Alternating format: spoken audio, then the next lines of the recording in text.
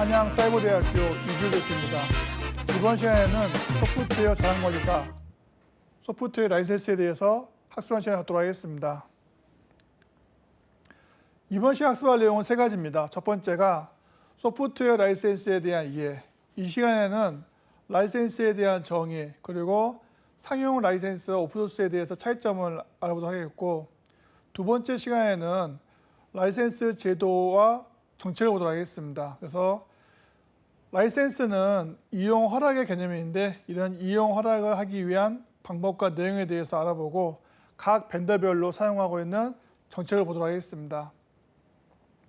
세 번째로는 이런 저작권에 대한 침해와 방지에 대해서 알아보는데, 침해는 어떤 것들이 있고 이걸 방지하기 위한 라이센스, 그리고 국내의 복제 현황에 대해서 알아보는 시간을 갖도록 하겠습니다.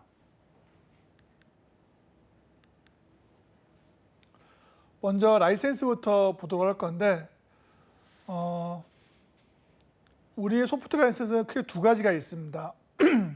패키지로 판매하는 경우에는 소유권으로 보시면 되겠습니다. 그래서 만약에 제가 아래한글 패키지를 구매했다라고 했다면은 그 매매 계약으로 볼 수가 있어요. 그래서 따라서 제가 구매한 소프트웨어 패키지를 타인에게 판매할 수도 있습니다. 하지만은 이용 허락, 즉 라이센스로 구매한 경우에는 달라집니다. 저는 해당 소프트웨어를 소유권을 가지고 있는 것이 아니라 해당 소프트웨어를 사용할 수 있는 권리만 가지고 있는 걸로 보시면 되겠습니다. 따라서 보시는 것처럼 소프트웨어 자체에 대한 소유권은 제조업체, 즉 벤더가 가져갑니다.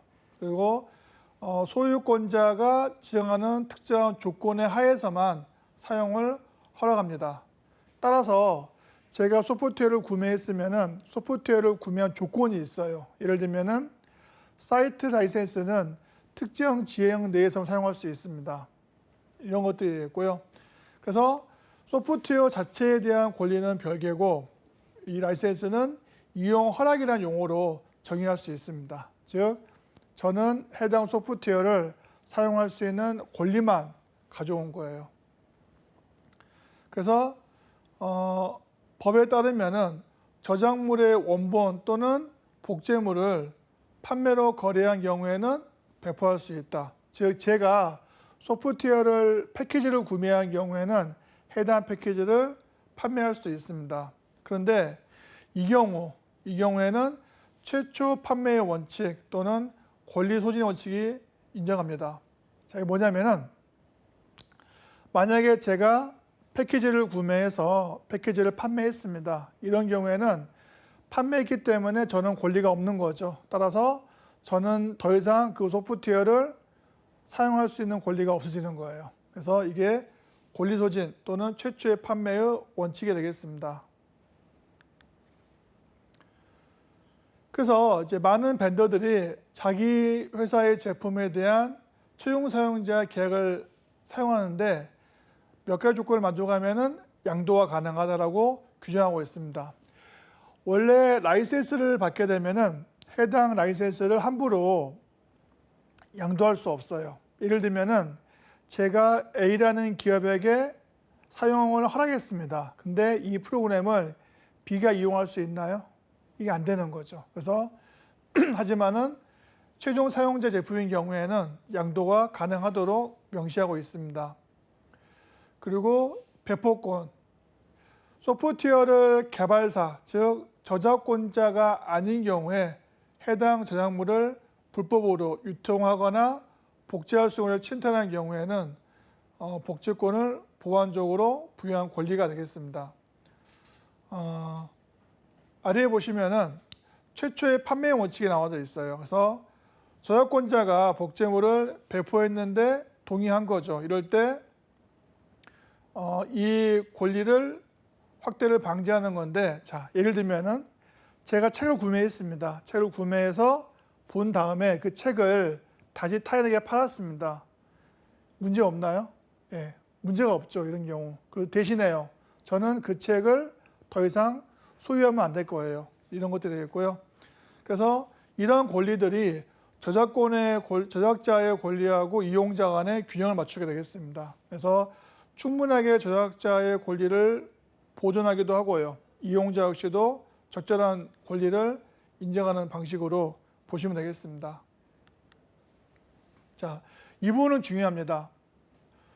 자산관리사가 하는 역할 중에 하나인데 기업 내에서 필요한 소프트웨어를 구매하고 관리하는데 만약에 필요한 것보다 적게 구매했다 어떻게 될까요? 더 많이 구매하지 않고 조금 구매했다면은 라이센스를 위반한 거죠. 만약에 사용자가 100명인데 구매한 게 50개라면은 20개만큼을 위반한 게 되겠습니다. 반대로 필요한 게 100개인데 200개 구매했다면요. 불필요한 비용을 낭비한 거죠. 그래서 자산관리사는 기업 내에 소프트웨어 라이센스에 대한 법적인 것도 보호가 돼야 되고요. 또는 이제 불필요한 낭비를 방지할 수 있어야 되겠습니다. 이런 다양한 라이센스가 있고 이런 라이센스 가운데서 적절한 것들을 선택할 수 있어야 되겠습니다. 첫 번째가 사용 기간에 따른 분류인데 여기에는 연구 라이센스와 기간제 라이센스, 렌탈이 있습니다. 연구 라이센스는 한 번 구매하면 영원히 이용할 수 있는 게 연구 라이센스가 되겠습니다. 반면에 기간제 라이센스는 기간에 제한이 있습니다. 통상 1년 동안만 사용할 수 있고 그 이후는 사용할 수 없는 이런 것들이 이제 기간제가 되고 렌탈 같은 경우에는 컨퍼런스를 하거나 세미나 하거나 이럴 때 PC가 필요하죠. 그럴 때 특정한 기간만 사용할 수 있는 거를 렌탈이 되겠습니다. 연구 라이센스는 사용 기간에 제한이 없는 거라면은 기간제 라이센스는 통상 1년이나 2년, 3년 이렇게 제한이 있게 되고 렌탈은 그보다 적은 한 달, 일주일 이렇게 쓰는 방식이 되겠습니다. 이 부분이 중요한 게 소프트웨어를 구매할 때 어떤 소프트웨어는 오랫동안 사용할 수 있는 것도 있고 어떤 소프트웨어는 특정 기간만 필요한 것도 있을 수 있습니다. 예를 들면은 프로젝트를 위해서 구매한 소프트웨어라면은 프로젝트 종료 후에는 필요가 없을 겁니다. 그래서 이렇게 그 라이센스 사용 기간에 따라서 적절한 라이센스를 구매하는 것이 필요합니다. 물론 가장 저렴한 게 연구 라이센스가 되고 그 다음에 기간제 렌탈로 보시면 되겠습니다. 두 번째 기준으로는 독립 사용 여부가 있습니다. 크게 스탠드 언론과 업그레이드 두 가지가 있는데 스탠드 언론은 주로 최초의 구매가 되겠습니다. 처음에 소프트웨어를 사는 경우가 스탠드 언론 라이센스가 되고 제품을 구매해서 일정 기간 지나서 새로운 제품을 교환할 수가 있습니다. 예를 들면은 한글 2.0을 구매했는데 이후에 2.5가 나왔을 때 차액을 지불하고 사용할 수 있는 게 업그레이드가 되겠습니다. 이 업그레이드 라이센스는 좀 특이한 점이에요. 왜냐하면은 다른 산업에서는 새로운 제품이 나왔다고 해서 교체해 주진 않거든요. 하지만은 소프트웨어는 개발 비용은 많이 들지만은 생산 비용은 적게 들기 때문에 기존의 소프트웨어를 반납하고 새로운 버전으로 교체해 주는 비즈니스가 가능합니다. 이거는 업체 입장도 유리합니다. 왜냐하면 업체 입장에서는 새로운 수익원을 창출할 수 있기 때문에 사용하는 게 업그레이드 라이센스가 되고 이런 업그레이드 라이센스는 다시 버전 업그레이드, 제품 업그레이드, 경쟁 업그레이드, 다국어, 구독으로 구분할 수 있습니다.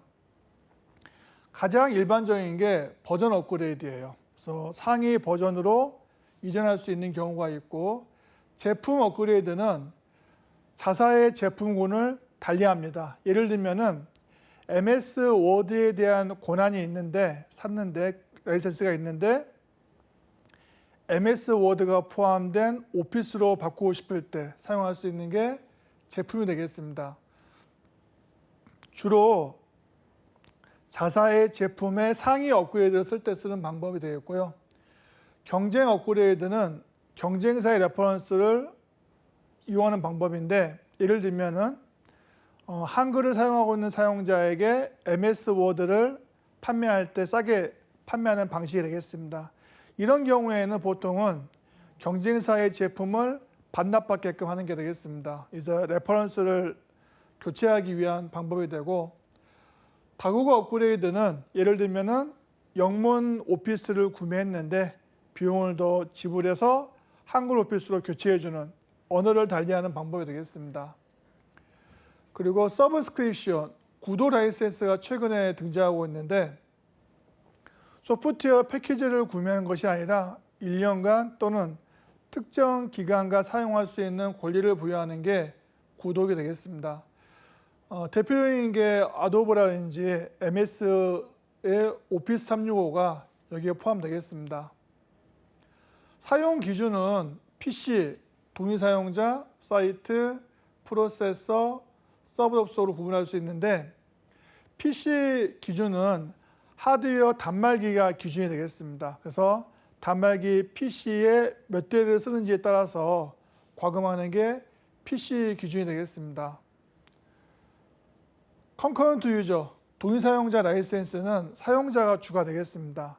예를 들면은 설치되어 있는 PC는 10대가 있지만은 동시에 사용하는 것이 아니라 특정 몇 대만 이용한다면은 그런 경우는 사용할 수 있는 게 동의 사용자가 되겠습니다. 즉, 이 라이센스는 단순하게 설치된 게 아니라 실제로 메모리에 올라와서 구동하는 것을 기준으로 합니다. 즉, 설치가 10대 있다 하더라도 메모리에 올라와서 구동하는 게 세대라면은 세대분만큼만 사용할 수 있는 게 동의 사용자가 되겠습니다. 사이트 라이센스는 주로 기업에서 특정 지역을 가정해서 사용하는 라이센스가 되겠습니다.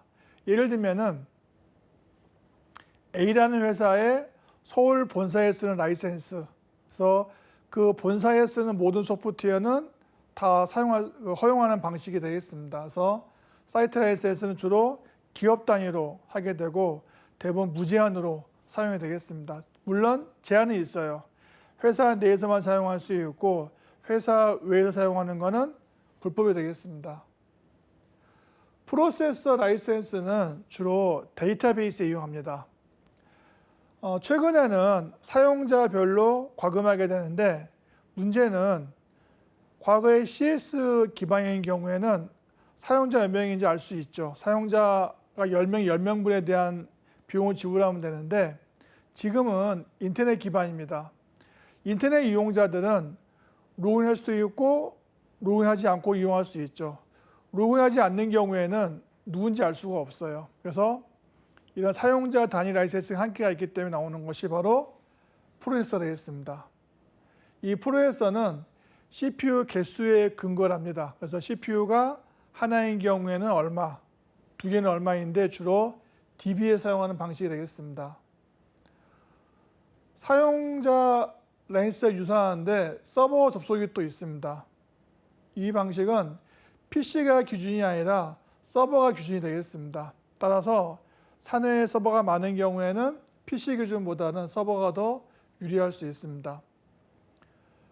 공급은 이제 패키지 라이센스가 있고 볼륨이 있고 서비스로서의 라이센스가 있고 번들과 OEM이 또 있습니다. 패키지인 경우에는 아리안글이나 MS 워드 같은 박스 형태로 판매하는 경우가 패키지가 되겠습니다. 반면에 볼륨 라이센스는 만약에 우리 회사에 아리안글 사용자가 100명이 또 있습니다. 이 100명의 사용자에게 패키지를 구매한다면 번거롭겠죠. 왜냐하면 100개의 패키지를 구매해서 포장을 다 뜯어가지고 관리해야 되거든요. 이때 이용할 수 있는 게 볼륨이 되겠습니다.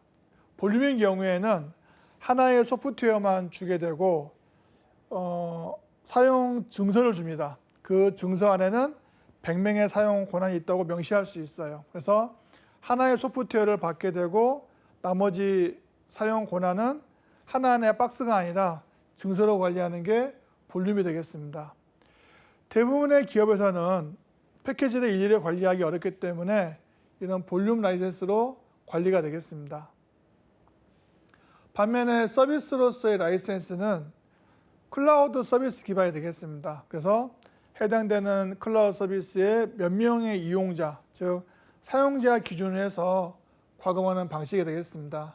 차이점이 있다면 거의 유사하지만은 볼륨 라이센스는 서류 형태로 업체 간의 계약을 통해서 하는 거라면은 클라우드 기반의 서비스의 라이센스는 사람이 대면하지 않고 비대면으로 사용하는 방식이 되겠습니다.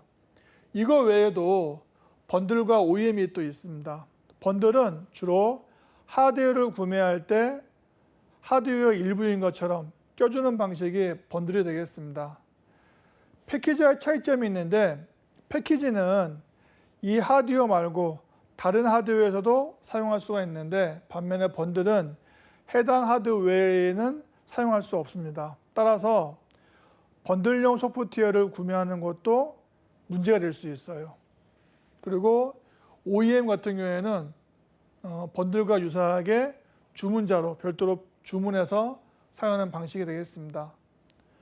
공개 형태는 공개 소프트웨어, 프리웨어, 쉐어웨어, 상용으로 구분할 수 있는데 프리웨어는 누구나 이용할 수 있고 사용에 제한이 없고 소스가 오픈되어 있는 게 프리웨어가 되겠습니다. 누구나 이용할 수 있어요. 조건만 만족한다면. 하지만 쉐어웨어는 맛보기 프로그램이 되겠습니다. 일정 기간 동안은 무료로 이용할 수 있고 그 기간이 지나면은 결정을 해야 돼요. 계속 사용할 건지 판매할 건지 결정하는 것이 쉐어웨어가 되겠습니다. 프리웨어인 경우에는 약간의 제한이 있어요. 이에 프리웨어의 경우에는 개인 사용자는 무료이고 기관이나 조직은 유료일 수 있습니다. 이거는 정책이기 때문에 그래서 예를 들면은 그 R툴즈 같은 게 그 예가 되는데 R툴즈 같은 프로그램은 개인은 무료입니다. 하지만은 회사에서 이용하거나 기관에서 이용할 때는 비용을 지불할 필요가 있어요. 그래서 이런 것들이 이제 프리웨어에 대한 제약 조건이 되겠습니다. 상용은 개인이든 또는 그 기관이든 제한하지 않고 사용하는 것이 상용이 되겠습니다. 이러한 유형을 정확히 알 필요가 있어요. 왜냐하면은 벤더에서는 다양한 라이센스 제도를 가지고 있습니다. 그래서 이걸 확인하셔가지고 우리 회사에 가장 적절한 라이센스를 선택할 수 있어야 되겠습니다. 그래서 불필요한 비용을 지불을 막는 것도 필요하게 되고 그리고 필요하다면은 추가로 구매해서 법적인 요건을 만족할 수 있도록 해야 되겠습니다. 먼저 오픈소스인데 오픈소스는 이 오픈이라는 게 개방되어 있다는 의미가 있죠. 그래서 소프트웨어가 공개되어 있어서 누구나 이용할 수 있고 복제할 수 있고 수정할 수 있고 배포할 수 있습니다. 그렇지만은 주의할 점은 권리를 포기한 게 아니에요. 따라서 사용 소프트웨어는 사용 권한만 허가한 반면에 오픈소스는 소스 코드를 사용할 수 있도록 개방하는 방식이 되겠습니다. 여기에 주요한 조직이 있는데 자유 소프트웨어단 해서 스톨만이 만든 재단이 또 있습니다. 여기서는 프리의 의미를 가지는데 프리라는 것은 자유를 의미합니다. 그래서 여기서 GNU라는 라이센스를 만들게 되겠습니다. GNU의 GPL 같은 경우에는 GNU의 퍼블릭 라이센스인데 이 GPL 같은 경우에는 해당 프로그램을 누구나 다수가 사용하고 이용할 수 있도록 허가해주는 문서가 되겠습니다. 카피 레프트라는 걸 쓰게 되는데 우리가 흔히 권리를 주장할 때는 카피라이트를 의미합니다. 근데 카피 레프트는 반대로 누구나 이용할 수 있도록 허용한다 라고 보시면 되겠습니다. 그리고 이 프로그램을 쓰는 조건이 있어요. 누구나 이용할 수 있고 사용할 수 있지만은 대신에요. 이 코드를 보고 만든 프로그램 코드도 공개할 필요가 있습니다. 일종의 이제 바이러스 효과라 그러는데 계속해서 코드가 공개되는 특성을 가지는 의도하는 게 이 라이센스의 목적이 되겠습니다. 이거 외에도 여러 가지가 있어요. OSI도 라이센스가 있고 IBM이라든지 또 여러 가지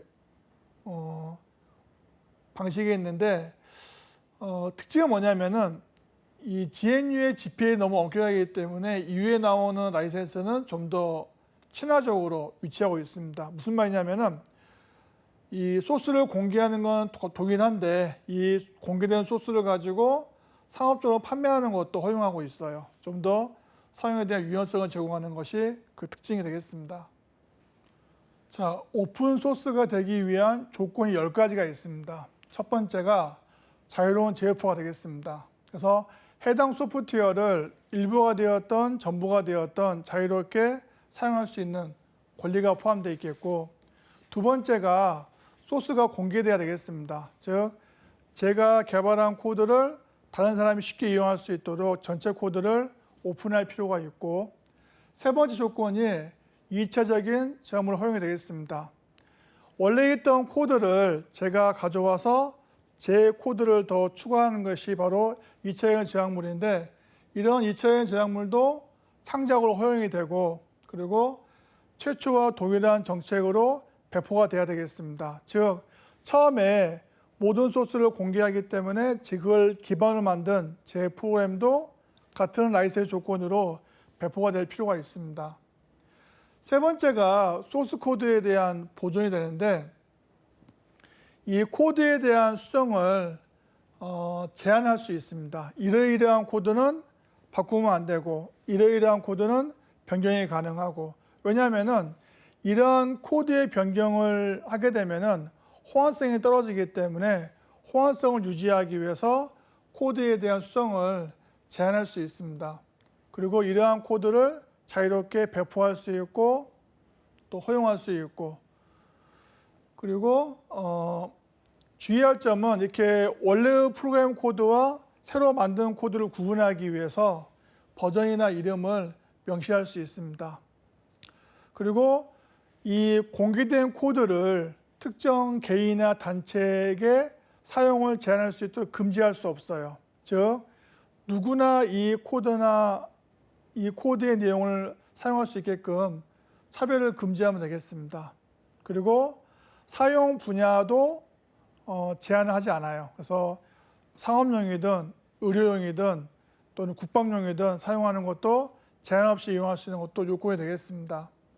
그리고 라이센스에 대한 배포가 있는데, 이렇게 받은 소스 코드를 누구나 이용하고 배포하고 활용하는 데 있어서 사람 모두에게 제한 없이 동일하게 사용하는 것이 특성이 되겠습니다. 8번째 같은 경우에는 라이센스의 동일성 유지인데, 한 번 정의 라이센스가 계속해서 재반복되더라도 동일하게 운영할 수 있도록 효력을 가질 수 있도록 해야 되고, 그리고 때에 따라서는 하나의 코드인데 여러 개의 코드가 같이 포함할 수 있습니다. 이런 거를 듀얼 라이센스라고 그러는데, 이런 다른 라이센스와도 쉽게 융합할 수 있도록 포괄적인 수용이 가능해야 되겠습니다. 때에 따라서는 공개 소프트웨어 라이센스끼리도 포함할 수 있겠지만은 상용 코드와도 연계될 수 있습니다. 이런 경우에 다른 라이센스 방식의 코드와 병존이 가능하냐 확인해야 되는데, 이럴 때에는 해당 라이센스의 허용 여부를 가지고 판단하게 되겠습니다. 그리고 10번째는 기술적인 중립성인데, 이 부분은 이 코드는 특정 프로그램만 연결할 수 있도록 제한을 걸면 안 되겠죠. 그래서 이 프로그램 코드는 다양한 기술 인터페이스와 연계할 수 있도록 해야 되겠습니다. 예를 들면은 빅데이터에서 연계하기 위한 모듈이 특정 데이터베이스와 연결하면 안 되겠죠. 그래서 다양한 데이터베이스와 연결할 수 있도록 특정 인터페이스를 제한하지 않도록 되어 있습니다. 이런 10가지 조건을 만족하는 것이 오픈소스에 대한 10가지 조건이 되겠습니다. 몇 가지 유형을 볼 건데, 지금 보시는 것처럼 대표적인 게 GNU의 GPL이 되겠습니다. GNU의 GPL은 소프트웨어는 누구나 이용할 수 있지만은 그 소프트웨어를 수정 링크한 경우에도 소스를 공개하도록 하고 있습니다. 가장 초기에 나온 모델이고 가장 엄격한 라이센스가 GPL이 되겠습니다. 너무 엄격하면 사용하지 않을 수 있죠. 그래서 좀 더 느슨하게 만드는 게 GNU의 LGPL이에요. LGPL은 그 L의 의미가 라이트 웨이트한 그 가벼운 GPL이 되겠습니다. 그래서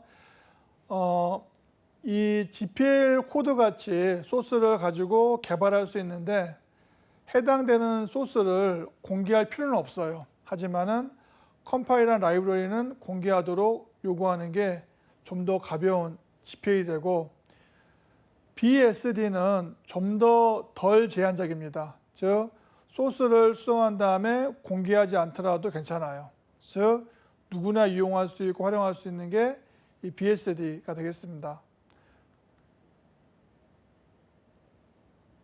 이제 두 번째로는 라이센스 제도와 정책에 대해서 한번 알아보는 시간을 갖도록 하겠습니다.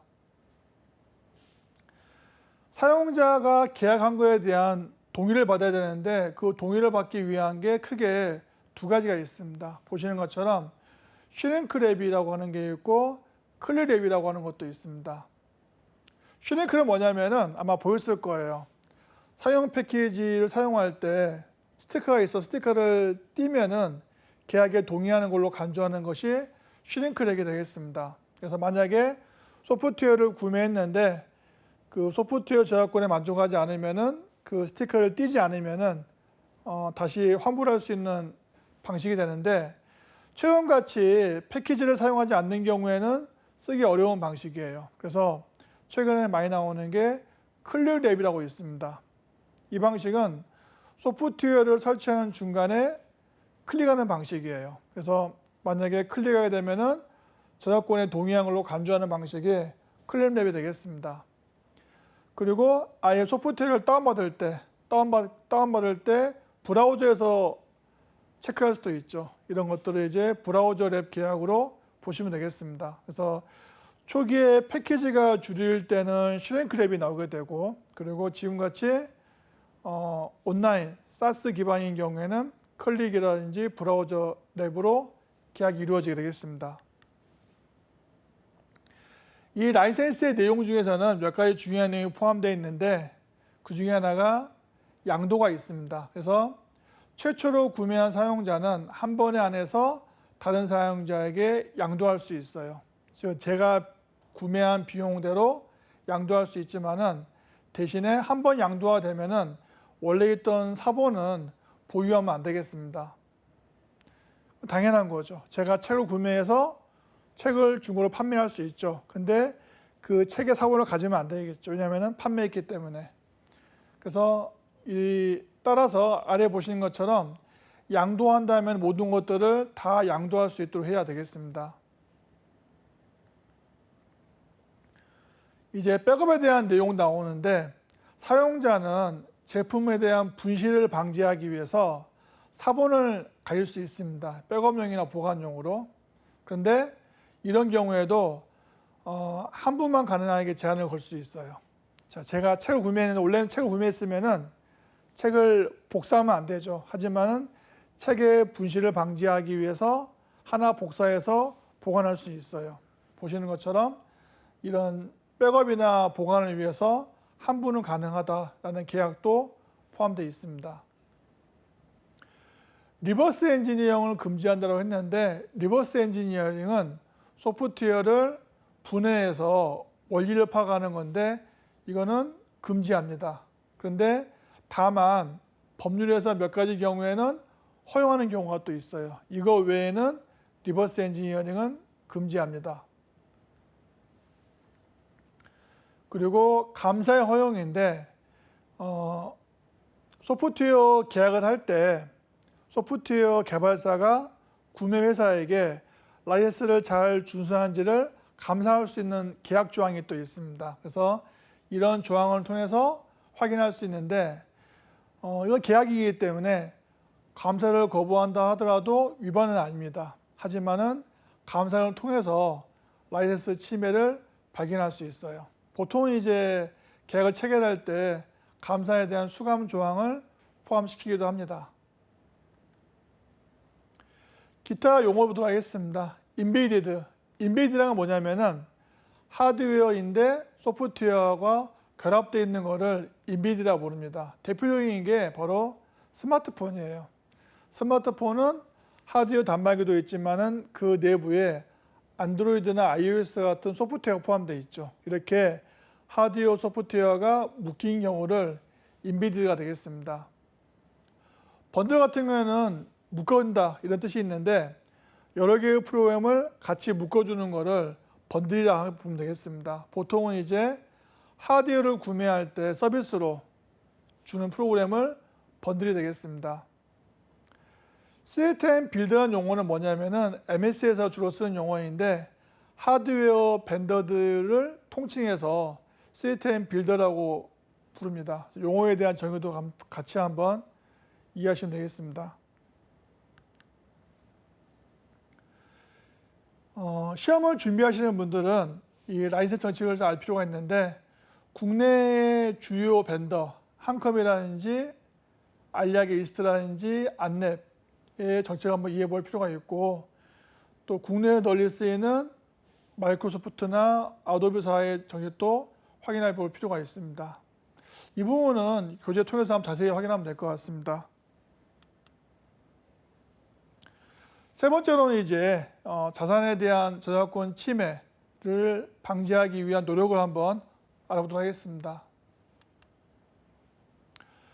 대표적인 불법 복제의 유형을 보시면은 개인 사용자가 복제하는 경우도 있습니다. 회사에서 기업용으로 쓰기 위한 프로그램을 개인이 복제하는 경우도 있고요. 또는 기업이나 기관에서 정품을 구매하지 않고 복제할 수도 있습니다. 또는 사용자가 많은데 더 적은 비용을 쓰는 경우도 있죠. 그래서 라이센스 위반하는 경우도 있겠고요. 또는 학원이나 교육기관에서 교육 목적으로 복제할 수도 있습니다. 예를 들면은 오토캐드 같은 경우에는 교육용 버전이 따로 있거든요. 근데 이런 거 사용하지 않고 상용을 쓰는 것도 이 불법 사용의 유형에 포함되겠습니다. 그리고 하드웨어 판매할 때 정당하게 비용을 지불하지 않고 복제본을 이용하는 경우도 포함할 수 있고 또는 인터넷의 사이트를 통해서 외부에 복제하는 것도 이 유형에 포함되겠습니다. 또는 이메일이라든지 사이트를 통해서 판매하는 것도 온라인 시장에 판매하는 것도 이 불법 복제 유형으로 보시면 되겠습니다. 상당히 다양하게 이루어지게 되고 이 중에서 가장 많은 경우가 이제 사용자 복제하고 기관과 기업 내 복제로 보시면 되겠습니다.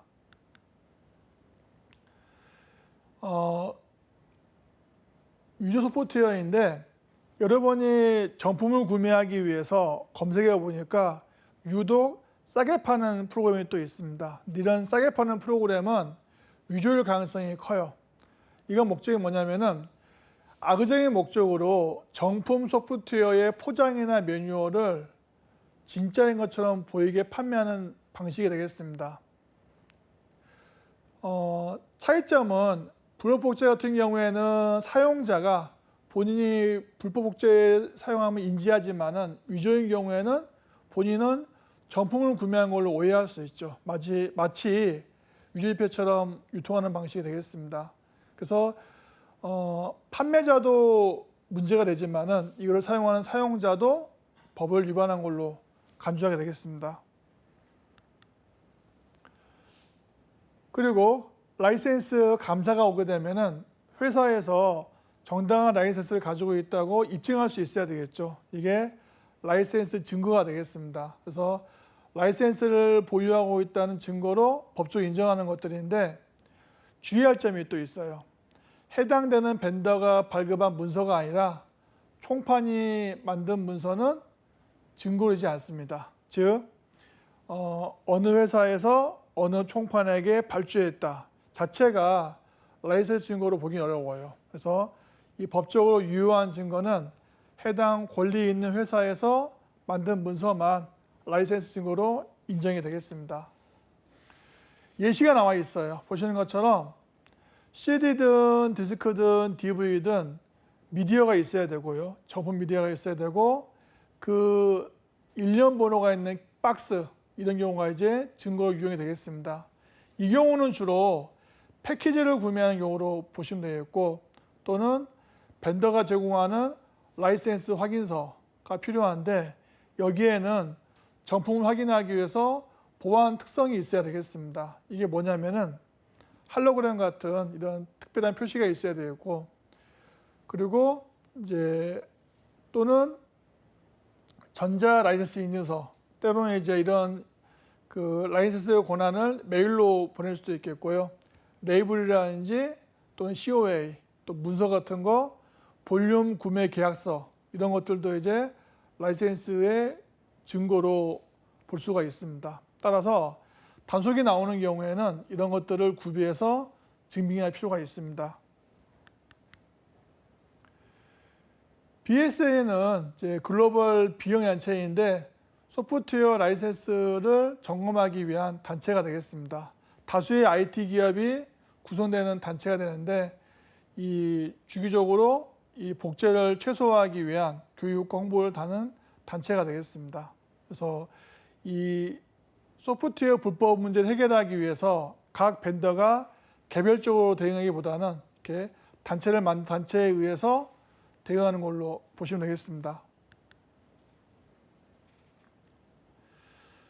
미국의 법률인데 스페셜 301조가 있습니다. 여기는 재산권에 대한 보호 규정인데 크게 4가지 등급이 있어요. PFC가 있고 PWL이 있고 WL이 있고 O가 있습니다. 이거 뭐냐면은 미국의 자기 나라의 재산권을 얼마나 잘 보호하고 있느냐 나누는 건데, 만약에 이 법에 의해서 PFC로 등급받으면은 협상할 때 불리합니다. 그래서 너네 나라는 제약권을 침해하기 때문에 이제 조사를 해야 되고 엄격하게 통제가 필요하다라고 하는 것이고, PWC는 우선 감시라 그래서 역시 이제 이런 제약권에 대한 보호가 미흡하기 때문에 이제 주의가 필요한데, 대신에 이제 후속 조치는 없는 게 되겠습니다.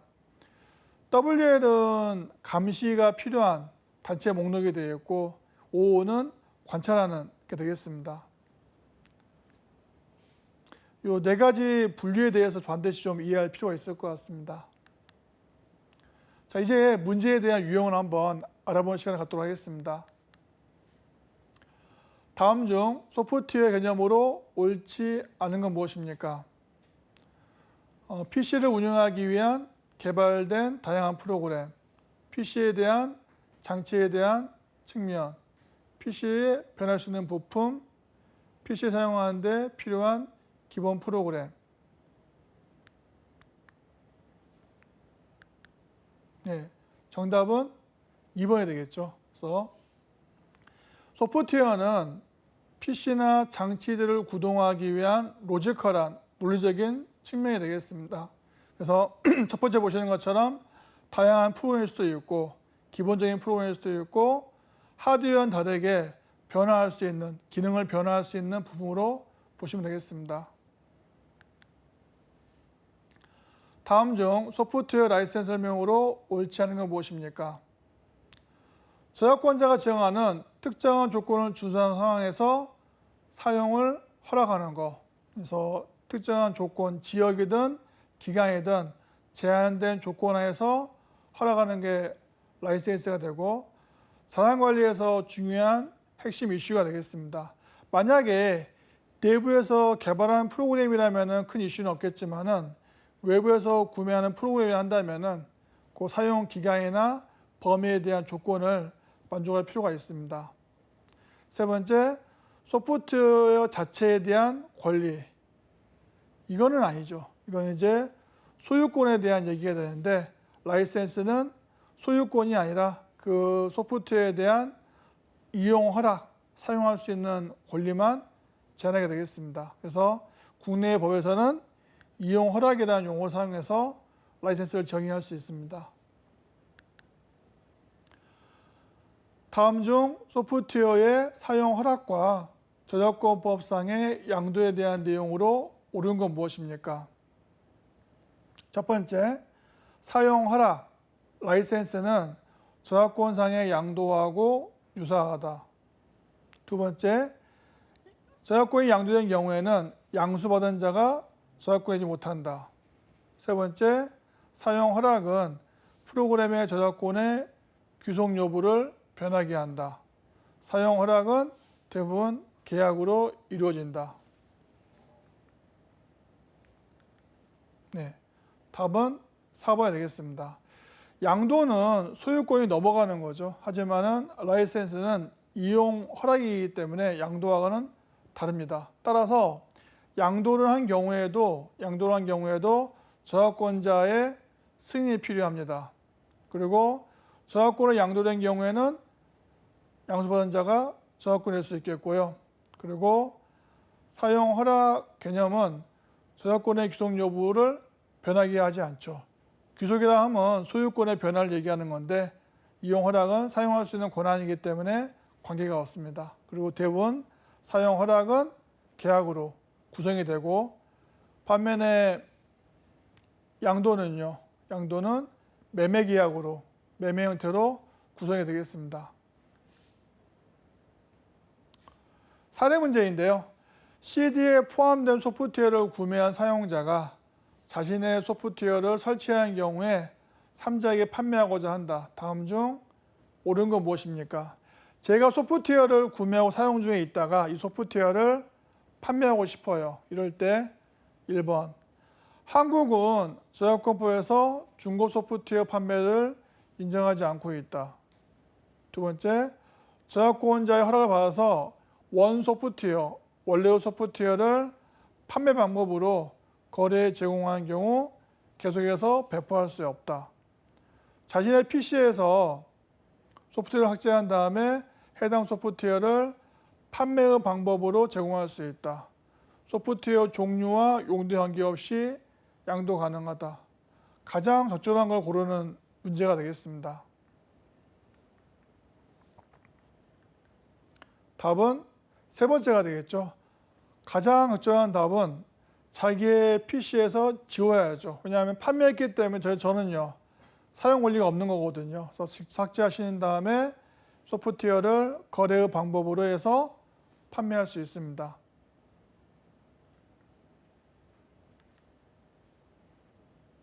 다섯 번째, 다음은 소프트웨어 매매 계약과 사용 허락 계약을 비교한 거다.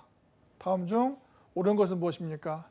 매매 계약은 패키지처럼 판매하는 방식이고 이용 허락은 사용할 수 있는 권리만 받는 계약이 되겠습니다. 그래서 보시는 것처럼 특정 상대방의 특정 여부, 그러니까 누구누구만 사용할 수 있는지 제한을 거는 것도 있고 사용권의 양도 여부, 그리고 사용자에 의한 복제 여부 세 가지로 매매 계약과 라이센스 계약을 비교할 수 있습니다. 자, 만약에 사용 허락, 라이센스 같은 경우에는 누구누구만 이용할 수 있도록 특정한 사용자를 제한할 수 있습니다. 왜냐하면 라이센스 같은 경우에는 사용자마다 금액을 다르게 부여할 수 있어요. 예를 들면 대기업들은 사용자가 많기 때문에 할인을 더 많이 할 수 있겠죠. 그래서 사용자마다 금액을 달리하기 때문에 특정 사용자만 제한을 걸 수 있습니다. 만약에 특정 사용자를 제한할 수 없다면 문제가 발생하죠. 왜냐하면 A 기업을 위해서 판매했는데 그 소프트웨어를 B가 사용할 수 있으니까. 그래서 이 라이센스 사용 허락 계약에서는 특정 사용자를 제한을 걸 수 있습니다. 그리고 사용권 양도도 원칙은 안 됩니다. 안 되는데 제한적으로 예를 들면은 M&A인 경우에는 가능해요. 근데 그런 경우에도 라이센스 기업의 승인을 받아야 되겠습니다. 그리고 사용자의 복제 여부는 가능하죠. 그래서 답은 3번이 되겠습니다. 6번, 대부분의 라이센스는 카피별 사용을 기준으로 판매되고 있다. 다음 중 카피별 사용 기준을 할 때 가장 일반적인 기준은 무엇입니까? PC, 프린터, 네트워크 노드나 모바일 디바이스 수. 답은 PC가 되겠습니다. 아직까지는 가장 일반적인 라이센스 기준은 PC 대수가 되겠습니다. 그래서 사용자가 10명이어도 PC가 20대면은 20대가 필요한 거죠. 특히나 큰 기업들은 망분리다 보니까 망이 분리된 PC에서는 한 사람당 PC를 2대를 이용하죠. 이럴 때는 라이센스도 PC에 준해서 산정할 필요가 있습니다. 다음은 어떤 라이센스 설명입니까? 네트워크를 통해서 사용자가 접속한 서버에서 소프트웨어 운영을 통제한 것으로서 자체 소프트웨어나 별도의 제한을 걸 수 있고 소프트웨어 관리되고 있고 지정 숫자까지 동시에 사용할 수 있다. 자, 필요한 사용자가 많지만은 특정한 시간에 동시에 이용한 사람이 제한적일 때 이런 경우에는 동시에 사용자에 대한 라이센스가 유리할 수 있습니다. 그래서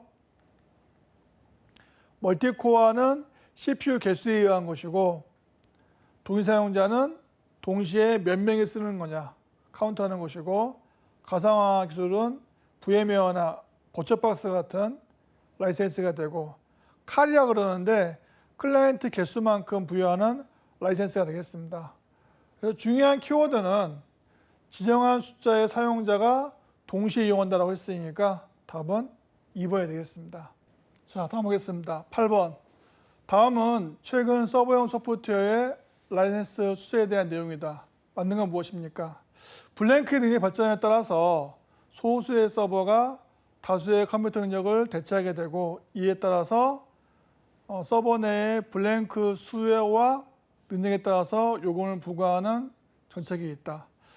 과거와는 다르게 사용자가 늘어나게 되고 인터넷 기반이다 보니까 누가 언제 들어올지 알 수가 없습니다. 그래서 최근에 많이 나오는 것 중에 하나가 프로세서, 즉 CPU에 대한 과금이 되겠습니다. 약간 차이가 있는 게 그 물리적인 CPU 말고 코어라는 개념이 또 있어요. 물리적인 CPU 안에 코어가 처리기, 코어가 2개나 4개일 수 있는데 거기에 따라서 과금을 부과하는 방이 또 여기에 포함되겠습니다. 그래서 여기서 나온 내용은 프로세스가 되겠습니다. 답은 4번이 되겠고요. 9번. 다음에 하드웨어 발전 추세에 따른 라이센스의 변화의 내용인데 빈칸에 맞는 건 무엇입니까? 최근에는 하나의 블랭크에 여러 개의 2를 탑재해서 성능을 높이는 경우 2번당 프로세서를 적용하는 것도 있다. 이것도 역시 최근의 라이센스에 대한 내용인데 최근에는 하나의 CPU, 물리적인 CPU 안에 여러 개의 코어를 탑재해서 성능을 높일 수가 있습니다. 그래서 어떤 벤더는 CPU에 대해서 과금하는 것도 있고요. 어떤 벤더에서는 코어별로도 과금하는 단계도 있습니다. 이거는 이제 해당 회사의 정책에 따라서 달라지는 내용이 되겠습니다. 10번. 다음은 어떤 클라이언트 액세스 라이센스, 칼이라고 그러는데 칼에 대한 내용입니까? 보시면은 서버에 라이센스가 있고 클라이언트는 4대가 있는데 3개의 칼을 가지고 있습니다. 이러한 라이센스 유형은 서버 단위 칼, 사용자 단위 칼, 프로세서 단위 칼, 외부 무함수 칼. 답은 서버 단위 되겠습니다. 만약에 사용자 단위 칼이란다면은 라이센스가 서버에 있지 않고 클라이언트 PC에 있어야 되겠습니다. 그리고 이 그림만 봐가지고는 이 서버의 CPU가 몇 개인지 확인할 수 없어요. 따라서 이 프로세서 단위의 칼도 사용할 수 없습니다. 네 번째, 무한 접속 칼은 뭐냐면은 인터넷 등에서 접속하는 것을 허용하는 라이센스인데 무제한 라이센스를 얘기합니다. 주로 이제 인터넷 데이터베이스에 사용하는 것이 외부의 무한 접속 칼이 되겠습니다. 여기서 이 그림에서는 서버의 라이센스가 있기 때문에 서버 단위 칼로 보시면 되겠습니다. 다음은 어떤 라이센스 설명입니까? 소프트웨어 저작권사와 소프트웨어를 사용해야 되는 장소의 범위를 결정하면은 사용자는 이 범위 내에 있는 PC에 계약된 소프트웨어를 무제한으로 이용할 수 있다. 1번 멀티코어 라이센스, 2번 하이퍼 스레딩 라이센스, 3번 익스터널 커넥트 라이센스, 4번 사이트 라이센스. 답은 4번이었죠. 그래서 큰 대기업들은 특정 장소 내에서는 무제한으로 사용하게끔 제한을 걸 수 있습니다. 바로 이게 사이트 라이센스인데 해당되는 영업장이나 회사 내에서는 무제한으로 사용할 수 있지만은 그 장소를 벗어나게 되면은 불법이 되겠습니다. 그래서 이러한 방식을 사이트 라이센스라고 그래요. 그 지역 내에서는 무제한으로 이용할 수 있습니다. 12번 다음 중 구매자가 해당 기간 동안에 배포된 최신 소프트웨어를 모두 사용할 수 있는 건 무엇입니까? 1번 버전 업그레이드, 2번 제품 업그레이드, 3번 보증 업그레이드, 4번 기술 보증 업그레이드. 답은 3번인데 버전 업그레이드는 옛날 버전을 가지고 있고 비용을 추가해서 새로운 버전으로 올리는 버전이 버전 업그레이드 되고, 제품 업그레이드는 뭐냐면은 특정 제품을 구매했을 때 다른 제품으로 변경할 수 있는 것이 제품 업그레이드 되겠습니다. 반면에 보증 업그레이드는 보시는 것처럼 특정 기간 동안에 소프트웨어를 모두 사용할 수 있는 라이센스가 되겠습니다. 예를 들면은 아리아 한글에 대한 버전을 가지고 있습니다. 버전을 가지고 있다면은 1년 동안에서 사용할 수 있는데 1년 동안에 1.5든 2.0이든 사용할 수 있는 버전이 되겠습니다.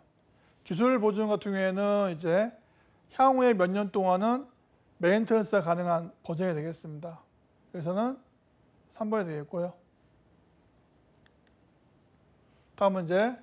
다음 중 소프트웨어 저작권자가 명의적으로 삽입되는 계약 조항에서 뚜렷한 감사 권리를 갖는 것은 무엇입니까? 패키지 제품, 중소기업 볼륨, 대기업 볼륨, 서비스로서의 라이센스. 소프트웨어 저작권사가 사용할 수 있는 권리를 허락하는데 이용자가 실제로는 많이 사용하지만은 조금 구매할 수 있죠. 원래는 소프트웨어를 구매할 때 여유분을 좀 가지고 있어야 되거든요. 근데 이제 그 여유분 자체가 또 비용이다 보니까 부족할 수 있습니다. 그래서 일부러 더 많이 사용하는 걸 방지하기 위해서 저작권사가 요구하는 게 바로 감사 조항이 되겠습니다. 그래서 우리가 이 소프트웨어 사용을 허락하는데 그 조건에 만족하는지를 주기적으로 점검할 수 있느냐라는 조건이 되겠습니다. 이와 관련되는 라이센스는 대규모 볼륨이 되겠습니다. 패키지 같은 경우에는 박스 단위이기 때문에 박스 개수 가지고 파악할 수 있을 것이고요. 그리고 중소기업은 양이 많지 않다 보니까 굳이 감사 권한이 필요 없고, 하지만은 대규모 볼륨 라이센스는 양이 많다 보니까 이런 감사 권한을 명확하게 요구하는 경우가 있습니다. 14번. 다음은 어떤 라이센스 유형입니까? 고객은 기업용 소프트웨어를 서비스로서 웹을 통해 사용하게 되고, 서비스 이용자는 고객과 1대1이 아니라 1대1다 관계로 구축해서 하나의 제품을 다수에게 이용할 수 있다. 1번에 SaaS, 2번에 셀렉트, 3번에 익스터널, 4번에 사이트 라이센스. 고객이 요구하는 소프트웨어를 다 제공하는 것이 아니라 웹을 통해서 필요한 만큼 제공하는 방식을 SaaS가 되겠습니다. 그래서 최근에는 웹을 통해서 제공하게 되고, 셀렉트는 존재하지 않는 방식이고, 익스터널 커넥트 같은 경우에는 인터넷 등을 통해서 무제한 접속 허용할 수 있는 방식이 되겠습니다. 사이트 라이센스는 특정 지역 내에서 무제한 사용할 수 있는 방식의 사이트로 보시면 되겠습니다. 다음 중 번들에 대한 설명으로 옳지 않은 건 무엇입니까? 번들이나 OEM 소프트웨어는 보통 하드웨어 비용에 이미 포함되어 있다. 따라서 번들이나 OEM을 별도로 구매할 수는 없어요. 보통 하드웨어에 포함되어 있기 때문에. 두 번째, 하드웨어를 교체해야 한다면 번들이나 OEM 소프트웨어를 새로운 하드웨어로 옮길 수가 없다. 이것도 맞는 거죠. 왜냐하면 번들이나 OEM은 하드웨어 제품의 일부로 봅니다. 따라서 그걸 띄어서 다른 하드웨어로 포팅하는 게 원칙은 안 돼요. 원칙이란 얘기는 뭐냐면은 밴드에 따라서는 이런 번들 소프트웨어도 업그레이드가 가능한 경우가 있긴 해요. 하지만 원칙적으로는 번들이나 OEM은 새로운 하드웨어로 사용할 수 없도록 제한을 걸고 있습니다. 세 번째, 번들이나 OEM 소프트웨어를 임의로 다른 PC용을 사용한다면 저작권을 침해하게 된다. 예, 이거는 맞는 거죠. 왜냐하면 원래 특정한 PC를 위해서 제공한 소프트웨어이기 때문에 임의로 다른 장소로 옮기게 되면 원래 의도했던 계약사항을 위반하게 되겠습니다. OEM의 경우에는 EULA, End User License Agreement를 맺게 되는데 소프트웨어 제작사와 사용자의 관계이다. 자, 이거는 잘못됐습니다. EULA는 그 하드웨어 벤더하고 사용자 사이에 계약이 되겠습니다. 왜냐하면 EULA 계약은 저작권사가 하드웨어 벤더에게 위임을 하는 거예요. 그래서 하드웨어 벤더가 이 소프트웨어 저작권사를 대신해서 사용자와의 계약을 맺는 방식이 되겠습니다. 여기까지 해서 소프트웨어 라이센스에 대한 내용을 마치도록 하겠습니다. 수고 많으셨습니다.